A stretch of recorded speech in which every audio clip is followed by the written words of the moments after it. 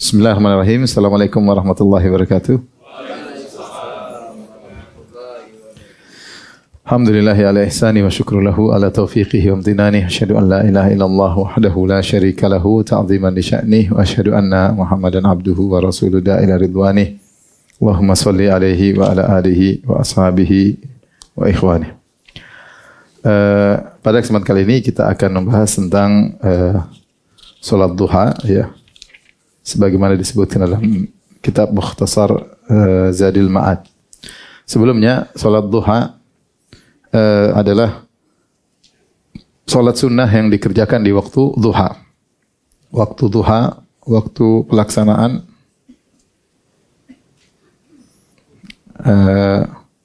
pertama adalah awal waktu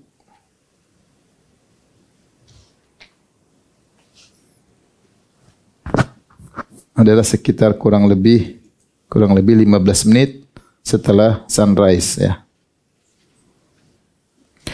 Tapi kita lanjut, awal waktu yaitu kurang lebih 15 menit setelah matahari terbit. Terbit matahari. Jadi kalau kita punya jadwal terbit matahari, awal salat duha 15 menit setelah sunrise, karena sebelum itu waktu terlarang. Rasulullah mengatakan, la salata ba'dal fajri hatta tartafi asyams. Tidak ada salat sunnah setelah salat subuh sampai matahari meninggi. Jadi enggak ada salat sunnah setelah salat subuh, dan itu pas terbit juga dilarang. Nanti baru diperbolehkan setelah matahari naik seukuran tombak, yaitu sekitar 15 menit sampai 20 menit setelah terbit matahari. Kemudian akhir waktu adalah kurang lebih 10 menit sebelum azan zuhur. Azan zuhur, ya. Jadi ini juga waktu terlarang karena Rasulullah SAW melarang untuk salat ketika matahari fi kabidi syams, yaitu di tengah-tengah langit, yaitu sampai tergelincir, sampai waktu zawal. Itu sekitar 10 menit sebelum azan zuhur sudah tidak boleh kita lagi salat duha, enggak boleh salat sunnah. Kemudian ada waktu utama. Waktu utama yaitu kata Nabi sallallahu alaihi wasallam, salatul awwabin hina tarmadul fisal.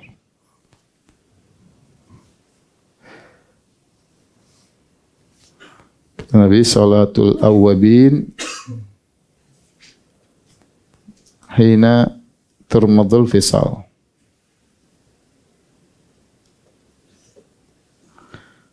Salat awwabin itu salat duha.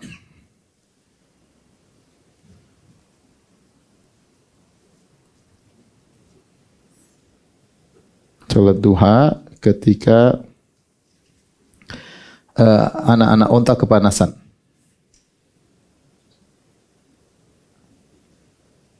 Yaitu anak-anak unta, mereka tidak begitu kuat kakinya ketika mereka sedang menderem, ya. Ketika mulai panas, mereka mulai angkat kakinya satu, angkat kaki satu, mulai apa? Terasa panas. Itu kurang lebih sekitar jam 10 pagi. 10 pagi atau lebih. Ini yang paling afdal salat duha, waktu utama. Di antaranya kita boleh waktu salat duha. Terus berikutnya yang kedua, jumlah rakaat. Jumlah rakaat salat duha. Baik. Jumlah minimal pertama, jumlah minimal berapa? 2 rakaat. Adapun yang kedua, jumlah maksimal, maka ini khilaf. Jumlah maksimal, ya. Ada khilaf di kalangan para ulama, ada khilaf. Karena dari riwayat Rasulullah SAW diriwayatkan Rasulullah pernah sholat, Nabi pernah sholat 4 rakaat. Nabi juga pernah sholat 6 rakaat. Nabi juga pernah sholat berapa? 8 rakaat. Datang dalam sebagian riwayat 12 rakaat. Namun riwayat kalau tidak salah bermasalah. Sehingga ada yang mengatakan maksimal 4, ada yang bilang 6, ada yang 8. Bahkan ada pendapat yang mengatakan tanpa batas. Ini sebagian salah mengatakan masyi'ta, tanpa batas. silakan. Ini khilaf di kalangan para ulama. Paling tidak kita sholatlah 2 atau 4 atau 6, 8 terserah. Jadi tapi paling minimal berapa rakaat? 2 rakaat. Taib, kemudian permasalahan berikutnya 3. Apakah sholat duha dianjurkan setiap hari? Setiap hari. Maka ini ada khilaf juga. Tapi saya akan sebutkan. Ini sudah ya. Saya sebutkan lembaran berikutnya. Ya.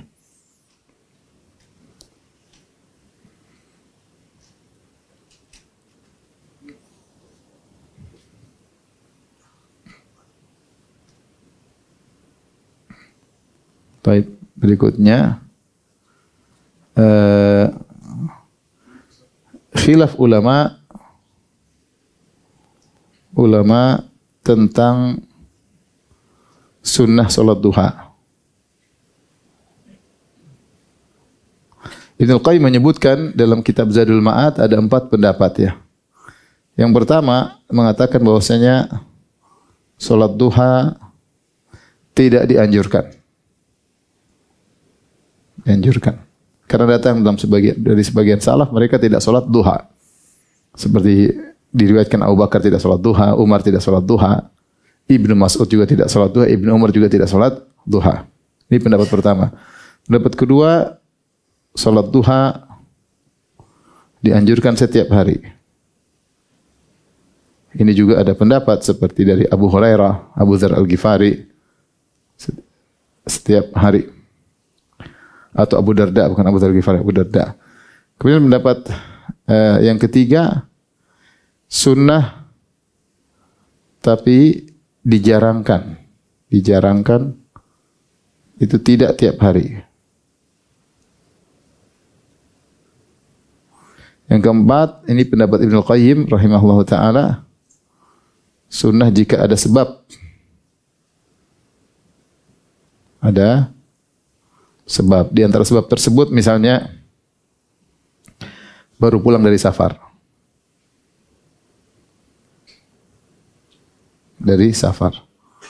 Kemudian di antara sebabnya misalnya menaklukkan suatu kota ya. Seperti Nabi sallallahu alaihi wasallam ketika Fatu Makkah, Rasulullah SAW salat 8 rakaat. Menaklukkan suatu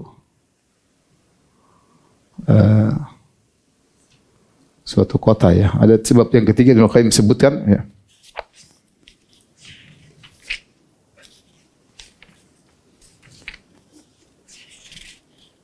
Ya.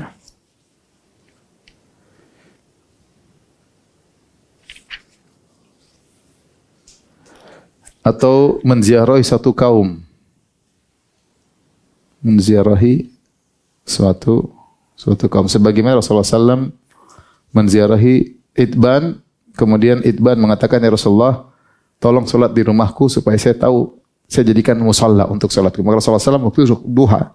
Rasulullah SAW pun salat. Maka Itban bin Malik tidak tahu, bosnya dia jadikan tempat tersebut sebagai tempat solat dan dia tahu arah kiblat yang mana.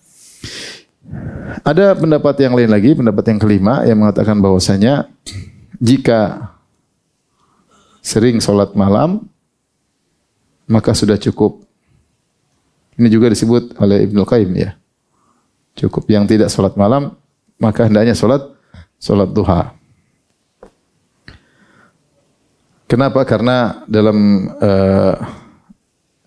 Al-Quran Allah Subhanahu Wa Taala berfirman dalam surah Al-Furqan, wa huwa alladhi ja'ala al-laila wan-nahara khilfatan liman arada ay yadhakkara aw arada syukura.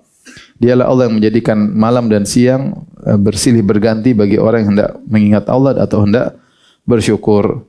Ibnu Abbas dan Hasan Al-Qatadah berkata, aywadan wa khalafan yakumu ahadu maqama sahibihi faman fatahu amalun fi ahadihima qadahu fil akhar. Maka salat malam itu sama salat waktu duha itu saling melengkapi. Siapa yang tidak sempat salat malam maka ganti di waktu apa? Duha. Siapa yang tidak salat duha maka perbanyak salat malam. Ini 5 pendapat. Baik, kita akan bahas dari buku Zadul Ma'ad, kemudian kita milih pendapat yang mungkin lebih kuat ya. Baik, Rawal Bukhari, Al-Imam Al-Bukhari meriwayatkan fi sahihi dalam sahihnya, lihat buku dari Aisyah radhiyallahu anha, beliau berkata, "Ma ra'aitu Rasulullah sallallahu yusalli sabhata duha wa inni la usabbihuha." Aku tidak pernah lihat Nabi salat duha. Namun aku sendiri salat duha. Jadi kata Aisyah, aku tidak pernah lihat Nabi salat duha, namun aku sendiri salat duha. Demikian juga disebutkan dalam hadis yang lain dari Murawwiq al-Ijli, qultu li Ibnu Umar. Murawwiq al-Ijli berkata, aku bertanya kepada Ibnu Umar, "Atusallit duha wahai Ibnu Umar, apakah engkau salat duha?" Qala la. Ibnu Umar berkata, tidak. Qultu fa Umar, apakah Umar dulu salat duha? Kata Ibnu Umar, la, tidak juga. Ayahku dulu tidak salat duha. Qultu fa Abu Bakar tidak salat duha? Qala la, dia juga tidak salat duha. Qultu fan nabiyyu, apakah Nabi tidak salat duha? Kata Ibnu Umar, la ikhalu, menurutku juga, tapi dia tidak bisa memastikan. Sepertinya Nabi juga tidak salat duha, ya. Ini di antara hadis-hadis yang dijadikan dalil oleh sebagian ulama bahwasanya salat duha tidak dianjurkan, karena mereka tahu bahwasanya asal ibadah perlu dalil, ya. Karena asal ibadah perlu dalil. Dan tidak ada dalil bahwasanya Nabi pernah salat duha berdasarkan sebagian riwayat. Tapi datang dari riwayat yang lain bahwasanya Rasulullah salat duha. Aisyah berkata, "Kana Rasulullah sallallahu alaihi wasallam yusalli duha arba'an wa yazidu ma Allah." Kata Aisyah, Rasulullah sallallahu salat duha 4 rakaat dan beliau menambah lebih dari 4 rakaat, terserah beliau. Ini di antara dalil bahwasanya salat duha tidak ada batasannya. Ya. Tapi ini apakah yang disebut salat duha? Yang jelas Rasulullah SAW pernah salat di waktu duha. Tapi apakah salat duha atau tidak? Wallahu a'lam bishawab. Kata Aisyah, pernah Rasulullah salat duha 4 rakaat, kemudian beliau tambah dengan banyak. Kemudian juga Abu Hurairah berkata, lihat dalam buku, qala Abu Hurairah berkata, "Awsani khalili sallallahu alaihi wasallam bi siyami 3 ayyam min kulli syahr." Rasulullah berwasiat kepadaku untuk puasa 3 hari dalam sebulan. Wa raq'atai duha, dan wasiatkan kepadaku untuk 2 rakaat ya setiap hari. Wa an utira qabla an arqud, dan agar aku salat witir sebelum tidur. Kemudian juga dalil bahwasanya salat duha dianjurkan setiap hari adalah dalam Sahih Muslim dari Zaid bin Arqam, salatul awwabin hina turmudul fisal. Salatnya orang yang kembali kepada Allah yaitu ketika anak-anak onta kepanasan, yaitu sekitar jam 10 pagi. Berarti salat apa? Salat duha, ya. Yaitu ketika matahari sudah memanas, maka engkau dapati, maka al-fisal yaitu anak-anak onta, tajidul fisalu harra ramda, mereka mendapati tanah terasa panas. Faqad awsa biha, dan Nabi sallallahu alaihi wasallam mewasiatkan untuk salat di waktu tersebut. Wa kana yastaghni anha bi qiyamil lail. Ini pendapat Ibnu Qayyim bahwasanya Rasulullah sallallahu jika sudah salat malam beliau tidak salat apa? Duha. Ini pendapat yang kelima. Rasulullah sallallahu kalau sudah salat malam beliau tidak salat duha. Dan dalam sebagaimana kita sebut tentang masalah salat witir, kalau Rasulullah sallallahu tidak salat witir di malam hari, beliau ganti kapan? Duha. Kalau beliau tidak salat witir 11 rakaat karena sakit atau karena safar, maka beliau ganti jadi berapa? 12. Kapan beliau ganti? Di waktu duha. Ibnu Qayyim juga mengatakan, adapun Abu Hurairah, kenapa beliau salat duha? Karena diketahui beliau belajar, beliau begadang, sehingga beliau tidak salat malam, sehingga Rasulullah mewasiatkan beliau untuk salat witir sebelum apa? Sebelum tidur. Karena sebagian ulama berpendapat bahwasanya menuntut ilmu lebih afdal daripada salat sunnah. Mungkin saja Abu Hurairah berpendapat demikian, sehingga beliau begadang menuntut ilmu, sehingga Rasulullah wasiatkan sebelum kau tidur hendaknya salat apa? Witir. Maka Rasulullah suruh dia ganti dengan salat duha. Ini analisa, meskipun tidak ada dalil yang tegas. Ya. Berkata Masruq, qala Masruq, kunna nusalli fil masjid, kami salat di masjid. Fanabqa ba'da qiyami Ibnu Mas'ud. Setelah itu kami nunggu sampai Ibnu Mas'ud berdiri. Tsumma naqumu fa nusalli duha. Setelah Ibnu Mas'ud pergi meninggalkan masjid, kami pun salat duha. Jadi setelah salat subuh, kami diam di masjid. Masruq ini seorang tabi'i. Kami diam di masjid, Ibnu Mas'ud di masjid. Sampai Ibnu Mas'ud pergi meninggalkan masjid di waktu duha. Kami pun salat duha. Fabalaghahu, maka Ibnu Mas'ud sampai kabar kepada kami salat duha. Faqala, maka Ibnu Mas'ud menegur, lima tuhammiluna ibadallahi ma lam yuhammilhumullah. Kenapa kalian membebankan kepada hamba-hamba Allah untuk salat duha yang Allah tidak bebankan? In kuntum la budda fa'ilin fa fi buyutikum. Kalau kalian memang ingin salat duha, ngapain di masjid? Salat di rumah aja. Khawatir kalau kalian salat di masjid, orang-orang akan ikut-ikutan. Sehingga seakan-akan berat harus ke masjid. Kalau kalian ingin salat, kata Ibnu Mas'ud, salat di rumah. Berkata Sa'id bin Jubair, muridnya Ibnu Abbas radhiyallahu anhuma, Sa'id bin Jubair seorang tabi'i, "Inni la ada'u salatad duha wa ana ashtahiha." Sungguh aku meninggalkan salat duha padahal saya kepingin kali salat duha. Makhafata an araha hatman alayya. Aku khawatir aku anggap salat duha adalah wajib bagiku. Inilah perselisihan para ulama tentang salat duha. Jadi ada yang mengatakan salat duha tidak dianjurkan. Ada yang mengatakan salat duha dianjurkan. Dan ini pendapat yang dipilih oleh para ulama seperti Syekh bin Baz rahimahullah taala. Kemudian yang mengatakan sunnah tapi dijarangkan, tidak tiap hari supaya tidak dianggap wajib. Supaya tidak menganggap wajib. Seakan-akan kalau tidak salat duha kayaknya ada yang kurang. Jadi kalau ada perasaan begitu, ya maka tinggalkan. Seperti tadi kata Ibnu Sa'id bin Jubair, sungguh saya meninggalkan salat duha padahal saya lagi kepingin. Saya takut saya menganggap itu wajib. Dan jangan sampai orang menganggap itu juga wajib. Ya. Yang berikutnya sunnah jika ada sebab. Ini tadi disebut juga oleh Ibnu Qayyim rahimahullah taala, seperti baru pulang dari safar, karena kebiasaan Nabi kalau pulang dari safar beliau salat di masjid dulu sebelum masuk ke rumah, dan dia sering pulang di waktu duha. Atau menaklukkan satu kota, Ummu Hani menceritakan Nabi SAW ketika menaklukkan Fatu Makkah, menaklukkan kota Makkah, beliau salat di rumahnya Ummu Hani 8 rakaat di waktu duha. Ada yang menamakan salat tersebut dengan salat duha, ada yang mengatakan disebut dengan salat kemenangan. Disunahkan bagi seorang kalau menaklukkan satu kota di waktu duha, ekspansi kaum muslimin, maka salat 8 rakaat. Dan ada pendapat jika sering salat malam, ini juga tadi disebut oleh Ibnu Qayyim rahimahullahu taala, maka jika sering salat malam cukup, tidak perlu salat duha.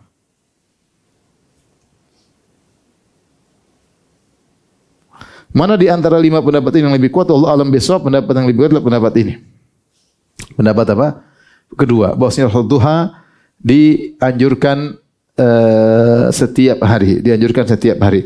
Adapun dalilnya Rasulullah tadi pertama menganjurkan siapa? Abu Hurairah. Abu Hurairah untuk salat duha setiap hari. Salat duha setiap hari.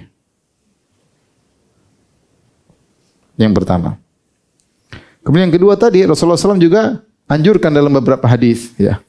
Seperti tadi salatul awabin, ya. Salat awabin ini juga anjuran, menunjukkan orang yang salat di jam 10 itu seorang yang kembali kepada Allah. Ya, agar mendapat predikat salat awabin, dapat predikat awabin. Awabin itu artinya orang yang kembali kepada Allah, maka hendaknya dia salatnya salat duha. Maka salat awabin yaitu jika salat duha. Jadi siapa yang ingin mendapatkan predikat awabin, hendaknya dia salat di waktu duha. Dan ini setiap hari, ya, karena Rasulullah tidak mengatakan sehari libur. Rasulullah bicara secara mutlak. Salatul awabin hina tarmudul fisal. Salat orang-orang yang kembali kepada Allah ketika matahari memanas. Kemudian juga di antara dalil bahwasanya dianjurkan tiap hari 2 rakaat. Rasulullah menjelaskan 2 rakaat duha mewakili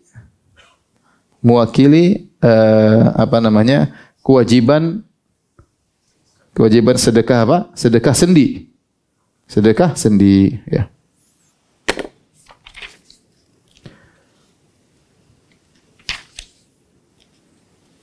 Kata Rasulullah SAW dalam Sahih Muslim dari Abu Dzar, dia mengatakan yusbihu ala kulli sulama min ahadikum sadaqah. Kata Abu Dzar, setiap pagi, setiap sendi wajib untuk disedekahkan sebagai bentuk syukur nikmat. Karena kalau sendi kita, engsel kita bergerak dengan nyaman, maka ini suatu nikmat luar biasa. Berbeda kalau sendi kita sakit, bengkak, maka ini suatu yang menyakitkan.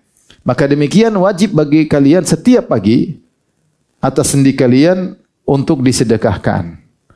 Ada 360 sendi. Kemudian kata Nabi sallallahu alaihi wasallam, "Faqulu tasbihatin sadaqah."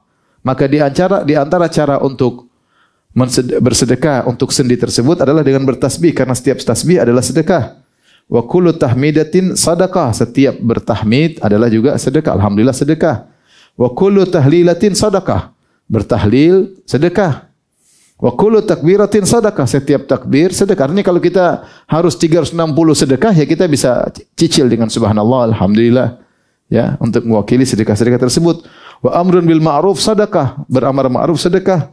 Wa nahyun 'anil munkar sadaqah, dan bernahi mungkar sedekah. Kemudian kata Nabi, wa yujzi'u an dzalika wa yujzi'u min dzalika rak'atani yarka'uhuma min ad-duha, dan sudah mewakili ini semua 2 rakaat yang dia lakukan di waktu duha. Baik. Di sini jelas karena kita wajib untuk bersedekah atas sendi setiap hari, sementara itu bisa diwakili dengan salat duha 2 rakaat, berarti dianjurkan salat duha 2 rakaat setiap apa? Setiap hari. Ya tidak? Maka ini di antara dalil bahwasanya salat duha dianjurkan setiap hari. Kemudian juga dalam hadis yang lain, yaitu yang keempat, keutamaan salat duha. Ya. Salat duha sebab kecukupan. Saya bacakan hadisnya dalam Musnad, kata Ibnu Al-Qayyim fil Musnad wa Sunan An-Nu'aim bin Hammar qala sami'tu Rasulullah sallallahu alaihi wasallam yaqul, Rasulullah SAW bersabda, qala Allahu azza wa jalla, Allah berfirman hadis qudsi, ya bani Adam, wahai anak Adam, la ta'jizanna an arba'i raka'atin fi awwalin nahar. Janganlah kalian tidak mampu untuk salat 4 rakaat di awal hari. Akfika akhirahu. Kalau kalian salat 4 rakaat di awal hari, maka aku akan mencukupkan kalian sampai akhir hari. Ini makanya orang mengatakan salat duha sebab rezeki, salat duha sebab keamanan. Berapa rakaat? 4 rakaat. Nah, siapa yang ingin mendapatkan kecukupan setiap hari, maka hendaknya salat 4 rakaat di awal apa? Di awal hari. Hadis ini menguatkan bahwasanya salat duha dianjurkan setiap hari. Wallahu a'lam bishawab. Adapun Nabi sallallahu alaihi wasallam tidak melakukan setiap hari, para ulama menjelaskan karena kasih sayang Nabi sallallahu alaihi wasallam. Nabi tidak ingin merepotkan umatnya. Karena kalau Nabi sering melakukan sesuatu terus-menerus, Rasulullah khawatir diwajibkan. Atau memberatkan umatnya, sudah salat malam, besok masih salat duha lagi, kapan waktu untuk keluarga, kapan waktu untuk mencari nafkah. Apalagi Rasulullah SAW salat sampai 8 rakaat. Dan sehingga Rasulullah SAW tidak ingin merepotkan umatnya. Tetapi meskipun Nabi tidak melakukannya setiap hari, tapi Nabi menganjurkan, dan kita tahu sunnah itu bisa dengan perkataan, bisa dengan perbuatan. Ya. Kenapa Nabi tidak melakukan setiap hari? Tadi saya katakan ada sebab, bisa jadi khawatir diwajibkan. Atau ada kemaslahatan yang lain yang harus lebih Nabi utamakan. Intinya yang pengen sholat duha setiap hari silakan. Yang merasa saya sudah sholat malam panjang, duha tidak perlu juga boleh. Ini semua pendapat ya. Tetapi kalau pengen sholat duha setiap hari, maka diperbolehkan. Ini pendapat Syekh bin Baz rahimahullahu ta'ala. Baik. Sudah tidak keluar lagi, Win?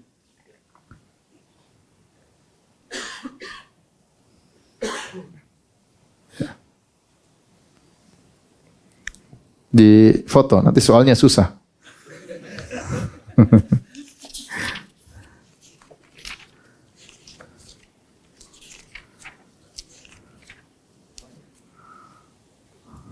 Tapi ini permasalahan ketiga ya.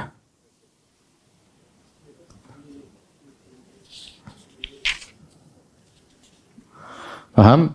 Ini permasalahan yang ketiga tadi.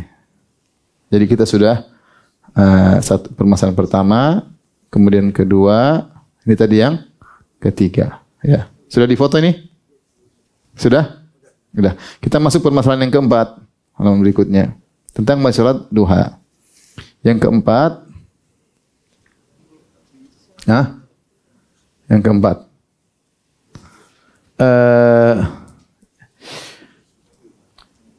terkait yang keempat adalah terkait solat syuruk ya, istilah Apakah salat syuruk ya? Salat syuruk adalah istilah. Salat syuruk adalah istilah bagi salat duha yang khusus. Khusus yaitu salat duha yang pertama dikerjakan di awal waktu. Dikerjakan di awal waktu duha. Itu ketika 15 menit setelah sunrise ya. Yaitu 15 menit kurang lebih setelah sunrise. Baik. Dengan syarat salat subuh di masjid. Salat subuh di masjid. Jadi ini salatnya di mana? Di masjid ya. Salat subuh di masjid, lalu nunggu waktu syuruk.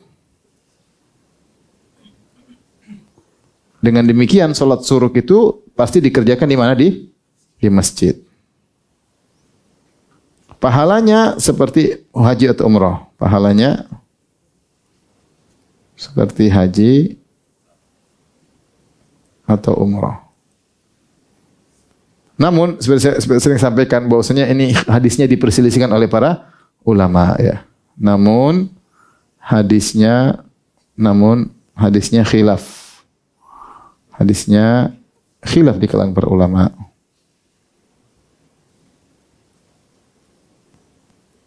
Para ulama akan sahih dan dhaifnya.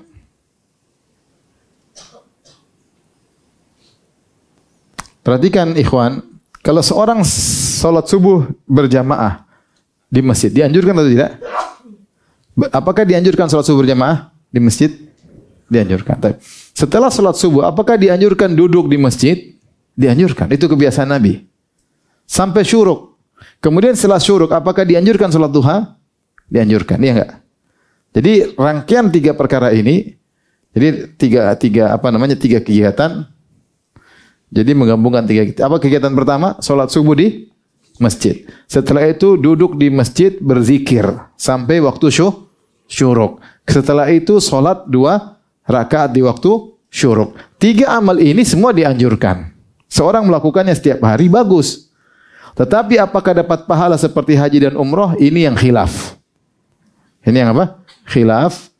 Karena hadisnya ada yang menghasankan dan ada yang mengatakan dhaif. Datang dalam beberapa riwayat, apakah saling bisa menguatkan menjadi hasan ataukah tetap dhaif? Khilaf di kalangan para ulama. Lagi pula kalau kita mau salat duha tidak harus di masjid. Kita bisa pulang ke rumah untuk salat apa? Duha. Jadi yang mengamalkan silakan, yang juga tidak mengapa. Tetapi duduk di masjid sampai waktu syuruk itu berzikir itu dianjurkan. Mau salat duha di masjid oke, mau salat duha di rumah juga oke. Jadi salat syuruk itu bagian dari salat apa? Duha. Kalau yang memandang hadisnya sahih ya. Memandang hadisnya sahih. Taib. Perkara kelima, zikir setelah salat duha.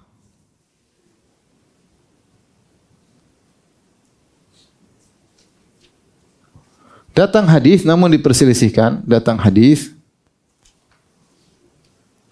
tentang zikir namun sanadnya bermasalah.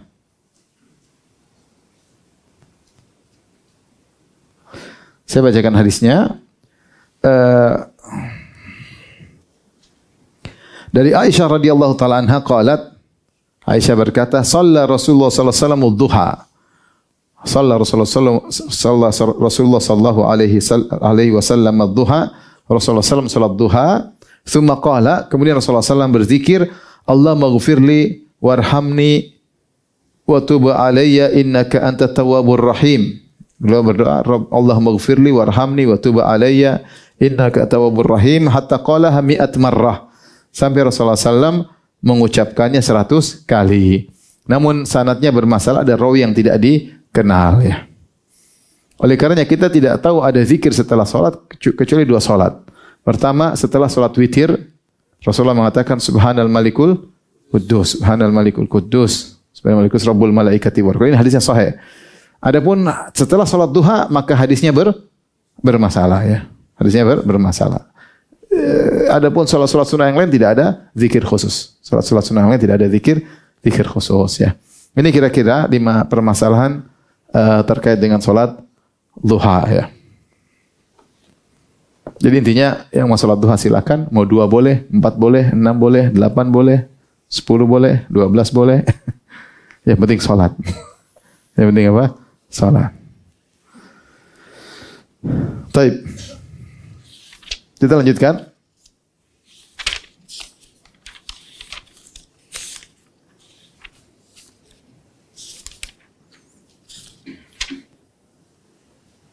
Tentang sujud syukur. Wa kana min hadihi, sekarang tentang sujud syukur. Wa kana min hadihi sallallahu alaihi wasallam wa hadi ashabihi, dan di antara petunjuk Nabi dan petunjuk para sahabatnya, sujud syukur adalah sujud syukur inda tajaddudi ni'matin tasur. Ketika terjadi kenikmatan yang baru yang menyenangkan, ada anugerah yang dia dapatkan menyenangkan dia, aun difa'u niqmatin, atau keburukan yang terlepaskan darinya. Entah mendapat anugerah atau bahaya yang terhilangkan. Maka dianjurkan sujud syukur. Wa kana sallallahu alaihi wasallam, ini terkait lagi selanjutnya tentang ayat sajdah. Tapi terkait dengan sujud syukur, datang riwayat ya. Dari hadis Abu Bakrah, beliau berkata, kana Nabi sallallahu alaihi wasallam kana idza atahu amrun yasurruhu kharra lillahi sajidan syukran lillah. Rasulullah SAW kalau ada perkara yang menyenangkan beliau, maka beliau pun sujud bersyukur kepada Allah. Tentunya anugerah ini bukan anugerah yang biasa, tapi anugerah yang tidak biasanya. Karena Rasulullah selalu bersyukur, tapi tidak selalu bersyukur dengan sujud. Kapan seorang sujud? Ketika mendapatkan anugerah yang tidak biasanya ya. Naik pangkat, sujud syukur. Naik gaji, sujud syukur. Misalnya ya. Misalnya anak alhamdulillah lulus hafal Quran, kita sujud syukur, nikmat yang tidak biasa ya. Nikmat terkait duniawi atau nikmat terkait ukhrawi itu kebaikan. Atau sakit terus dinyatakan sembuh, maka sujud apa? Syukur misalnya. Selama ini dianjurkan. Seperti juga yang dilakukan oleh sebagian sahabat, seperti Ali bin Abi Thalib ketika memerangi Khawarij. Maka setelah membunuh Khawarij, Ali mengatakan, carilah seorang yang di tangannya ada semacam tai lalat, kemudian ada tai lalat itu seperti puting seorang wanita, kemudian ada rambut-rambutnya. Maka karena Rasulullah mengabarkan akan muncul Khawarij, di antara mereka ada ciri orang yang seperti itu. Yaitu di tangannya ada semacam, tangannya buntung atau tangannya ada ciri semacam tai lalat gede, kemudian keluar rambutnya. Maka akhirnya setelah Khawarij terbunuh, Ali suruh cari. Dicari-cari enggak dapat. Mulailah Ali bin Abi Thalib keringat dingin, khawatir salah bunuh. Ini sudah disemangat bunuh, ternyata orangnya enggak ada. Ali bilang cari lagi, ternyata ada, dibawa tumpukan. Ketika kelihatan apa yang sebagian dikabarkan oleh Nabi sallallahu alaihi wasallam bahwa benar yang dia perangi sudah benar. Karena di antara ciri mereka, kata Nabi, ada seorang kalau nggak salah tangannya buntung, kemudian ada semacam tai lalat yang ada rambutnya. Maka Ali pun sujud syukur. Itu di antaranya. Di antara juga ketika Abu Bakar As-Siddiq berperang melawan Musailimah Al-Kadzdzab. Musailimah Al-Kadzdzab seorang dari Banu Hanifah yang ngaku sebagai nabi. Jadi dia bilang dia sudah ngaku sebagai nabi sejak Nabi masih hidup. Dia bilang, ya Rasulullah, engkau Rasul, saya juga Rasul. Kita bagi dua ya. Kita bagi dua. Jadi sehingga dia bikin isu sampai ada seorang yang datang ditanya, apakah dia bohong? Apakah dikata Muhammad? Iya, kata Muhammad kerasulan bagi dua.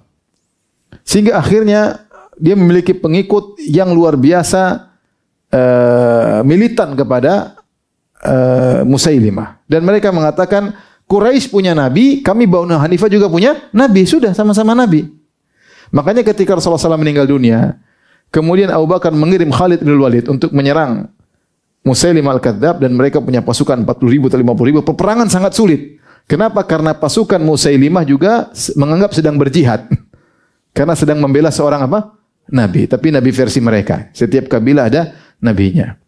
Sampai Khalid berlumuran darah, luka parah. Sampai akhirnya berhasil tewas dengan pertempuran yang sangat sengit. Banyak sahabat yang meninggal dunia. Ketika sampai kabar kepada Abu Bakar, Musailimah al-Kadzdzab meninggal, maka dia pun sujud apa? Sujud syukur. Karena sulit melawan dia. Karena punya pengikut yang militan, siap mati, merasa membela seorang nabi. Maka Abu Bakar As-Siddiq pun sujud syukur. Nah, sujud syukur apakah harus berwudu? Ada khilaf. Pendapat yang benar, sujud syukur tidak harus berwudu. Kapan seorang dapat nikmat, dia dengar, dia langsung apa? Sujud. Bertakbir Allahu Akbar, bangkit tidak perlu takbir lagi. Tidak perlu berwudu dulu, tidak perlu takbiratul ihram karena bukan sedang apa? Salat. Ada pendapat tapi yang benar tidak perlu. Kapan dengar dapat kebahagiaan, kenikmatan, kesenangan atau kesengsaraan yang akhirnya terluput dari kita, bahaya yang terluput dari kita, maka sujud syukur. Syukur kepada Allah Subhanahu wa taala dengan bertakbir, syukur, kemudian membaca subhana rabbiyal a'la, subhana rabbiyal a'la bihamdihi.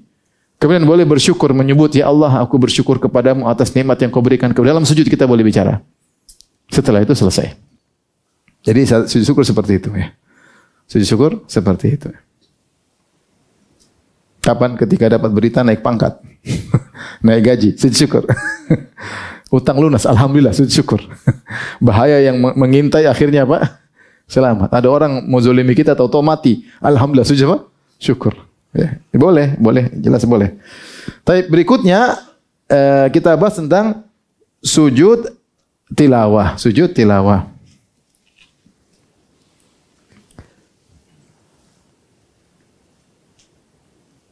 Baik. Wa kana min hadihi sallallahu alaihi wasallam wa hadyu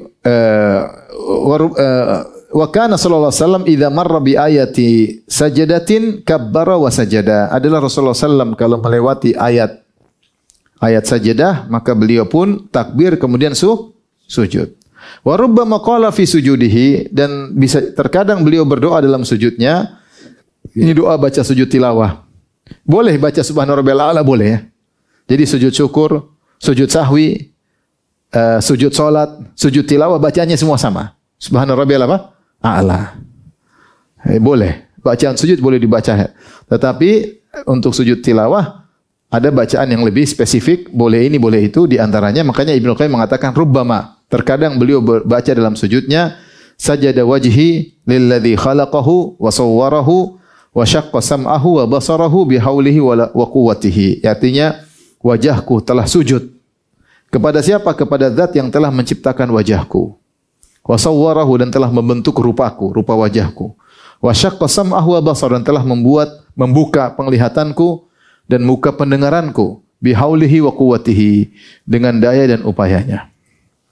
Benar, kalau Allah tidak membuka pandangan kita enggak bisa melihat, kalau Allah tidak membuka telinga kita tidak bisa mendengar. Dan Allah yang menciptakan wajah kita, dan Allah yang membuat rupa kita, maka kita bersyukur, kita baca doa tersebut. Sajada wajhi lilladzi khalaqahu wa sawwarahu wa syaqqa sam'ahu wa basarahu bihaulihi wa quwwatihi. Sudah hafal? Baru mau hafal ya. Kemudian dalam hadis yang lain, ya ini juga ya. Wa rubbama qala, dalam hadis yang juga sahih, hadis riwayat Abu Dawud, Tirmizi, hadis riwayat Ibnu Majah, diperselisihkan, tapi sebagian mensahihkan, sebagian mendhaifkan. Yaitu Rasulullah berdoa, Allahumma htut anni biha wizra, waktub liha biha ajra, waj'alha li 'indaka dhukhra, wa taqabbalha minni kama taqabbaltaha min 'abdika Daud. Maknanya, ya Allah, dengan sujudku ini, sujud tilawah ya, dengan sujudku ini maka hilangkanlah dosaku. Dan dengan sujudku ini maka catatlah bagiku pahala. Dan sujudku ini jadikanlah pahala yang tersimpan ditabung di sisimu.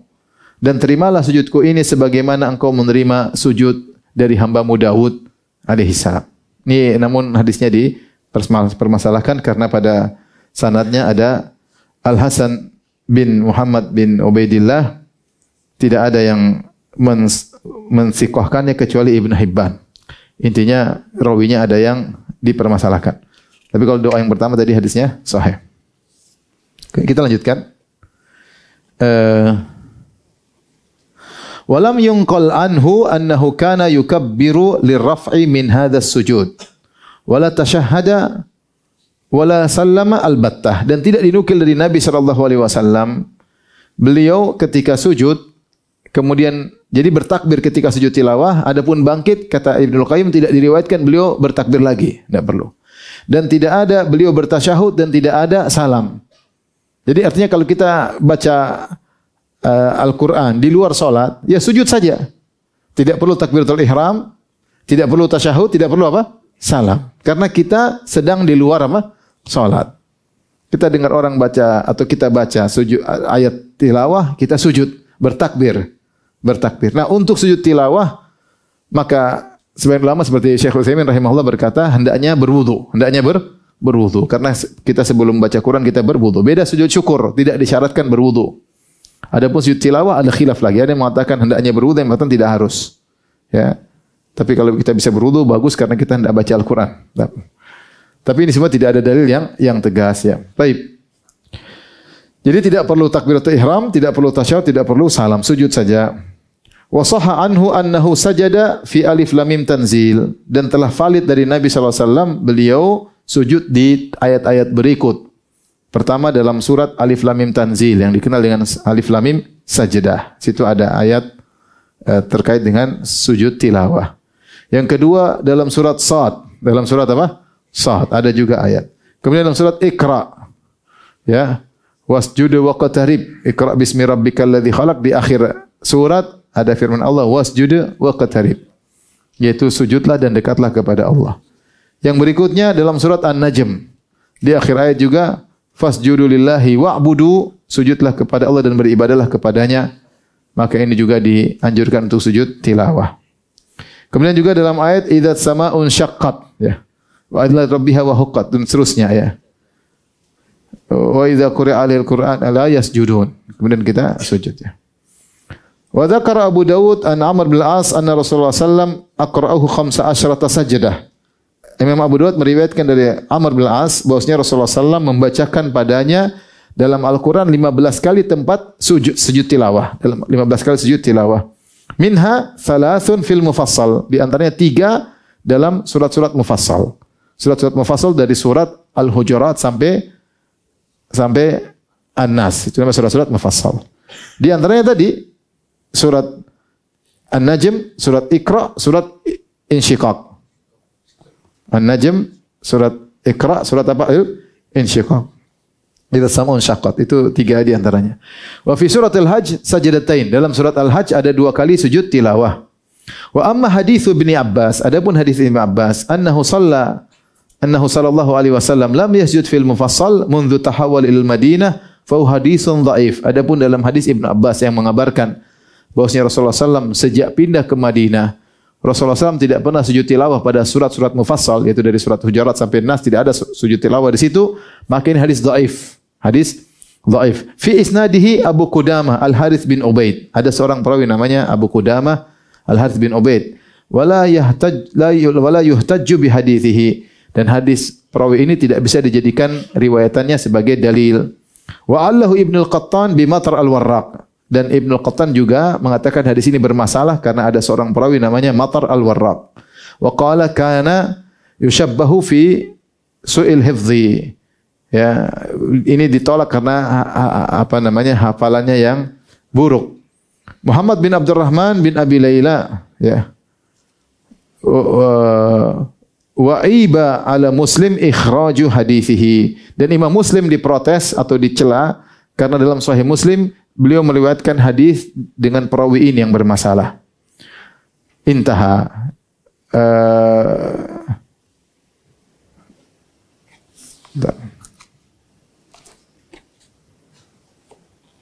Ini berkata Imam Ahmad menukil di sini ya.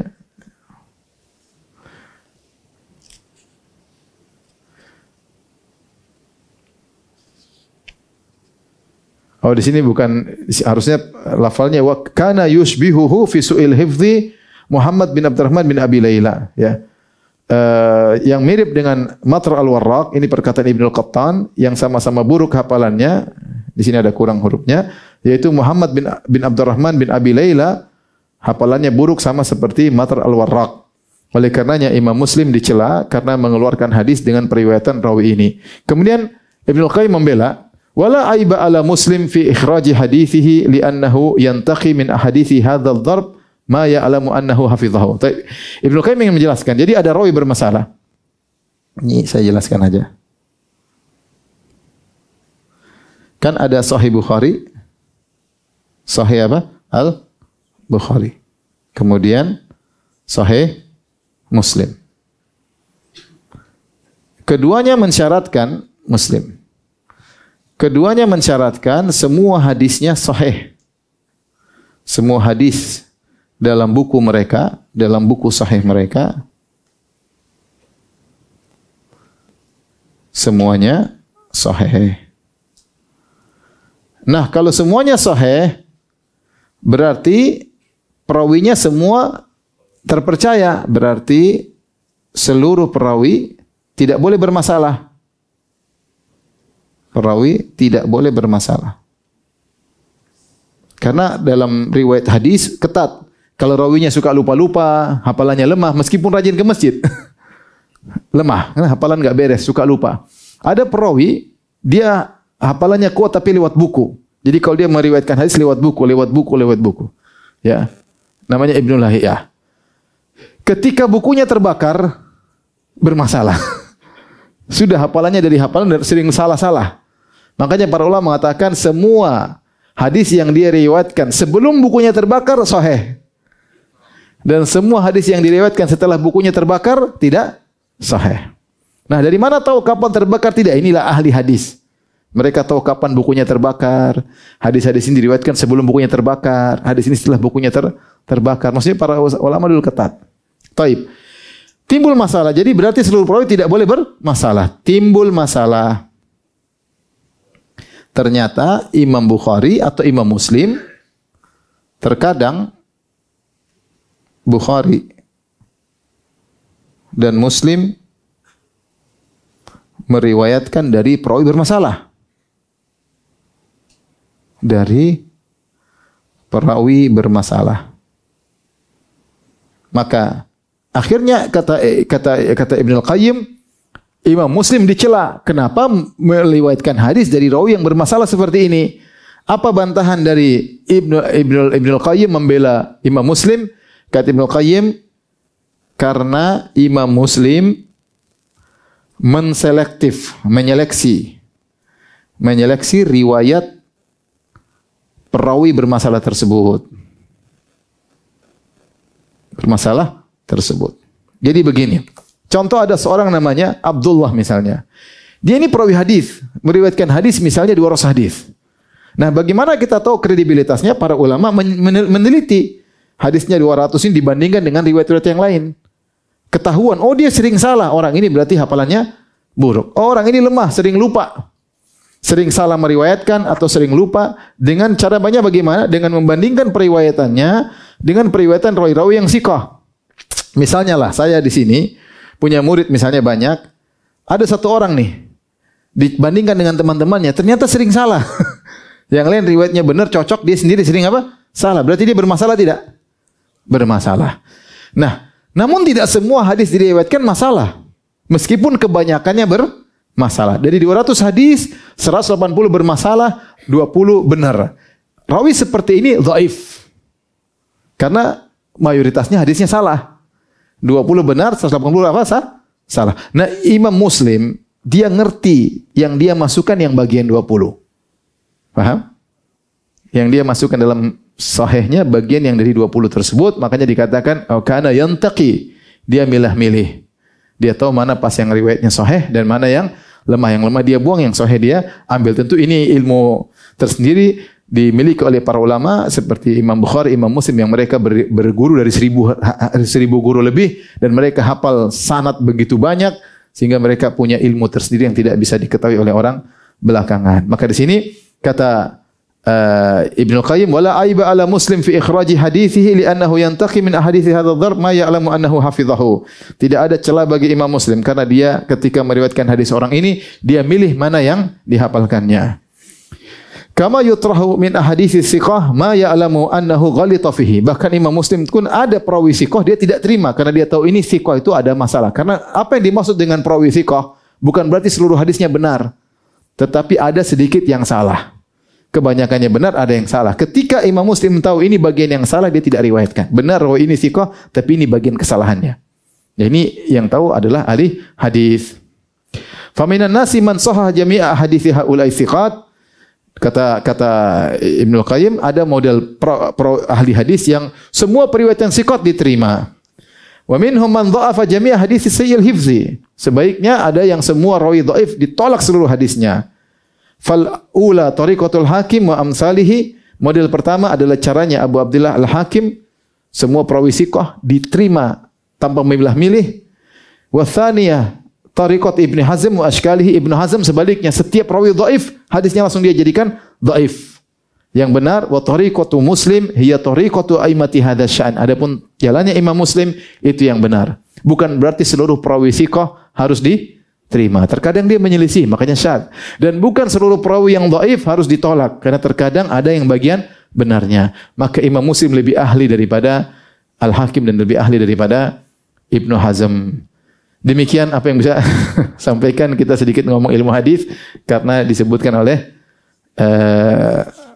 Ibnu Qayyim. Jadi kalau ditanya dalam pertanyaan, kenapa Imam Muslim mengeluarkan riwayat orang yang dhaif, bisa dijawab? Bisa, karena dia selektif. Jangan panjang-panjang, cukup itu jawabannya. Karena kalau panjang-panjang bisa salah syarah. Tapi demikian saja kami sampaikan. Kalau ada yang bertanya saya persilakan.